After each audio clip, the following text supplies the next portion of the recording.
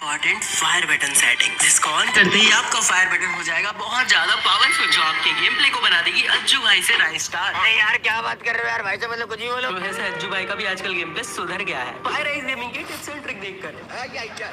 तो आज की इस खतरनाक सी वीडियो में आपको ऐसे 3 फ्री फायर के फायर बटन की सेटिंग्स बताऊंगा, जिन्हें आप सेट करने के बाद अपने गेम प्ले को एक नए लेवल पे पाओगे। तीसरे वाले सेटिंग को जैसे ही आप ऑन करोगे, आपका हेडशॉट तो लगेगा ही, साथ ही साथ आपका हेडशॉट लगने का जो स्पीड है वो इस लेवल का होगा, एनिमी सदमे में चल जाएगा, भाई मुझे हेडशॉट लगा कैसे। क्या हो रहा है? मूवमेंट स्पीड भी बढ़ने वाली है। जोर जोर से बोल के लोगों को स्कीमें बता दे। इस वीडियो को देखना है आपको बिल्कुल एंड तक, एंड तीसरे वाले ट्रिक को तो गलती से भी मिस मत करना। तो दोस्तों, नॉर्मल फायर बटन को फायर बनाने के लिए आपको सबसे पहले फायर बटन का पोजीशन और साइज को अपने हिसाब से परफेक्टली सेट करना पड़ेगा। अब आप इसको कैसे कर सकते हो? सबसे पहले आपको क्या करना है, आपको देखना है अपने थंब को, क्योंकि 99.99% प्लेयर्स जो होते हैं वो अपने थंब से ही फायर करते हैं। बाकी जो 0.001% प्लेयर्स होते हैं वो होते हैं कुछ लेजेंड्स। चलो मैं आपको हैंड कैम करके दिखा देता हूँ। अब इस थंब को अपने फायर बटन के ऊपर रखना है और देखना है कि आपका फायर बटन कहीं से भी दिखना नहीं चाहिए। अपने थंब के बराबर अपने फायर बटन को रख लेना। इसका मतलब आपका फायर बटन का साइज परफेक्ट है। इससे होता क्या है, अगर आप बहुत ज्यादा बड़ा रखोगे तो आपको मैं अभी पूरा का पूरा कस्टम एचडी समझाता हूँ। ये जो कॉर्सेयर है, ये जो एम है, इसके जो लेफ्ट साइड है, कहीं भी क्लिक करोगे, कहीं भी टैप करोगे तो आप अपने जॉयस्टिक को पकड़ लोगे। यहाँ से आप अपने स्क्रीन को रोटेट नहीं कर सकते। अब आपको अपने स्क्रीन को रोटेट करने के लिए बस इस राइट साइड वाले पोर्शन का यूज करना पड़ता है। बट इस राइट साइड में आपको ये गन वाला बॉक्स भी रखना है, आपको जंप करना है, आपको सिट करना है, आपको सोना है, आपको कैरेक्टर का यूज करना है, साथ ही साथ फायर बटन, इतने सारे चीजों को आपको एक साथ लेके इस राइट साइड में चलना पड़ता है। उसके साथ आपको फ्री स्पेस चाहिए जहाँ पे आप अपने थंब से ऐसे ऐसे स्क्रीन को रोटेट कर पाओ। तो यहाँ पे अगर आप अपने फायर बटन को बहुत ज्यादा बड़ा रख लोगे तो आपको स्पेस ही नहीं मिलेगा। आप रोटेट कैसे करोगे, आप मूवमेंट कैसे करोगे? इसलिए आपको बड़ा नहीं रखना। अब बात करते हैं आपको छोटा क्यों नहीं रखना। अगर आप छोटा रखोगे अपने फायर बटन की साइज को तो आपका गेम प्ले पे फोकस रहता है। जब आप गेम खेलोगे ऐसे में तो आप नॉर्मल, जब अपने फायर बटन को सेट करने आए हो तो आप अपने फायर बटन को देख के मारोगे, पर जब आप गेम खेलोगे ना तब आप अपने फायर बटन को नहीं देख कर मारोगे। आप ऐसे बस अपने गेम पे फोकस रहेगा, आपका थंब ऑटोमेटिक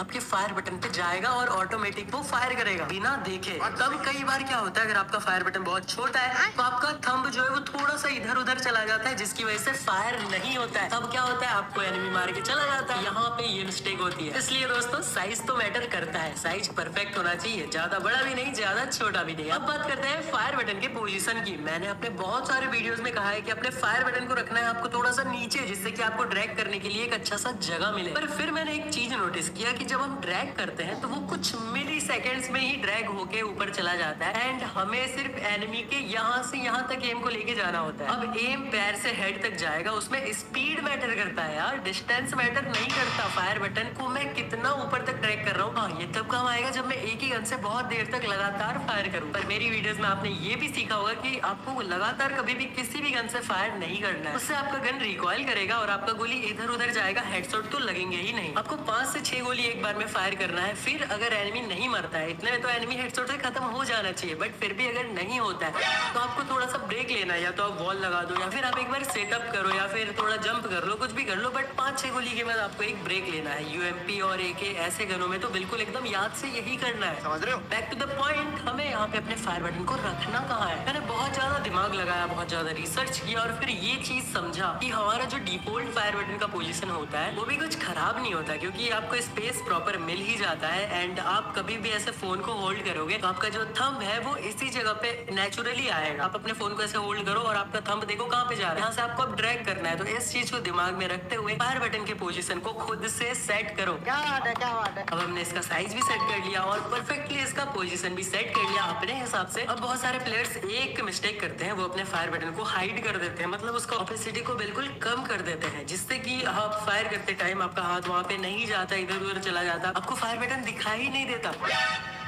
देखिए, कभी भी अपने फायर बटन के साइज को 50-60 से कम ही नहीं करना चाहिए, उससे ज्यादा ही रखना चाहिए, क्योंकि हमारा माइंड ऐसे वर्क करता है, वो चीज दिखाई देगा तो फास्ट हमारा हाथ, हमारा जो थंब है वो फास्टली उस चीज पे जाएगा।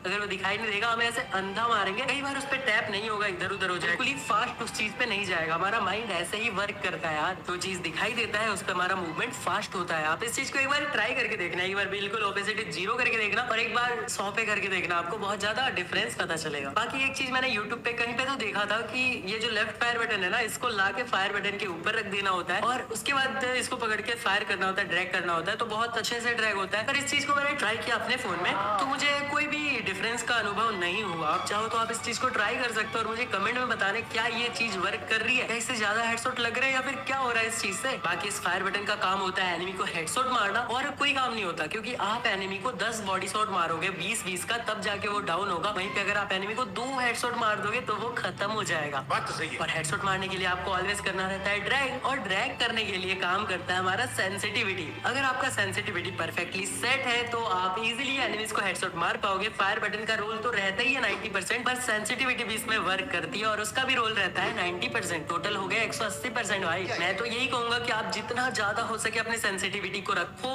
अगर आपका सेंसिटिविटी कम में भी चल जा रहा है, आप मार ले रहे हो, पर फिर भी अपने सेंसिटिविटी को ज्यादा रखो। आपको अभी के लिए ज्यादा लगेगा, पर जैसे आप खेलते जाओगे आपको उस चीज की आदत हो जाएगी और ज्यादा सेंसिटिविटी में आपका मूवमेंट भी बहुत ज्यादा फास्ट होगा। हेडशॉट भी बिल्कुल स्पीड में मार पाओगे। कम सेंसिटिविटी में मारोगे तो हेडशॉट तो लगेंगे पर वो कम लगेंगे और स्लो लगेंगे। पर वहीं पे अगर आपका सेंसिटिविटी ज्यादा होगा तो आप डायरेक्ट लेग से डायरेक्ट हेड पे चले जाओगे। आपका एम बहुत जल्दी मूव करेगा। आप समझ रहे हो इस चीज को? समझोगे यार। सब्सक्राइबर अपने बहुत ज्यादा प्रो है, फायराइज गेमिंग की वीडियोस देखते हैं ना, तो प्रो कैसे नहीं होंगे यार। और जिसने सब्सक्राइब नहीं किया वो सब्सक्राइब कर दो भाई। अब सब्सक्राइब कर ही रहे हो तो आपका भी कुछ फायदा होना चाहिए यार, आपको भी खुशी मिलनी चाहिए। नहीं ये वाली खुशी नहीं, आनंद आनंद मिलना चाहिए यार आपको। और आनंद कैसे मिलेगा? एक ही ऐसी चीज है जिससे हमें आनंद मिल सकती है गेम के अंदर, वो है डायमंड्स। डायमंड से हम बंडल, गन स्किन सब कुछ ले सकते हैं। और डायमंड्स को हम कैसे ले सकते हैं? पैसों से। बहुत महंगे आते हैं यार डायमंड, पर मैंने आप लोगों के लिए ढूंढ निकाला है एक ऐसा ट्रिक, एक ऐसा खुफिया ट्रिक जो सिर्फ ओल्ड लीजेंड प्लेयर्स को ही पता है, और अब आपको भी पता चलने वाला है। कुछ नहीं करना, इस वाले वीडियो पे क्लिक करना है, जाके इस वाले वीडियो को पूरा देखना है। पूरा का पूरा ट्रिक मैंने स्टेप बाय स्टेप बताया है, जाके देखो, फॉलो करो और कर लो अपने अकाउंट में डायमंड्स की बारिश।